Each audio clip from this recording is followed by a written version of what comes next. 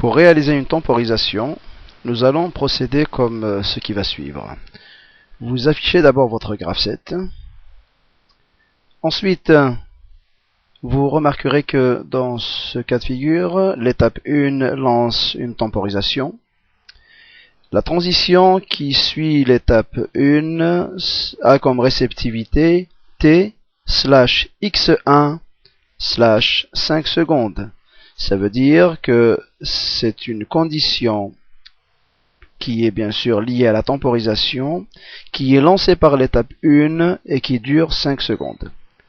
Donc pour commencer la programmation de cette temporisation, nous allons définir notre graphset, c'est-à-dire programmer les entrées, le départ cycle, donc F2 par exemple, I1.0 pour la première transition, F9 pour terminer la transition, je referme. Celle-là, je la ferai à la fin. Donc la tempo est lancée par l'étape 1. Donc je vais en mode poste. Et en mode poste, si je constate bien là, c'est l'étape 1. On va réduire un peu le...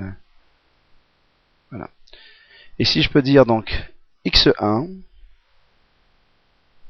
entrée, lance une tempo, donc je vais sur Shift F7, ou bien je clique là-dessus. Je choisis Timer. Et on choisit TM0. Pour l'instant, TM0 est égal, et il a comme valeur de présélection 9999, et la base de temps c'est 1 minute. Ça fait 9999 minutes. C'est ce qui nous fait sortir donc la sortie Q à 1. C'est ce qui fait passer la sortie Q à 1. Donc, je repars dans ma transition, et je choisis donc cette sortie. F2. Et j'écris TM0.Q. Entrée, et je finis par un dièse. Voilà. Sauf que maintenant, ici, il faudra régler la temporisation à 5 secondes, comme indiqué dans le graphset.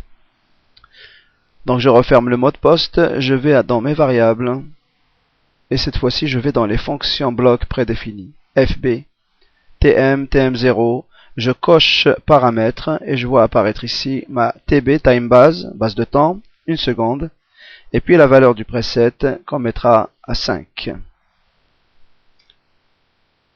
Je referme, je repars en mode poste juste pour vérifier, je vois bien apparaître 5 secondes. Le programme est fini, vous pouvez le transférer et essayer votre temporisation.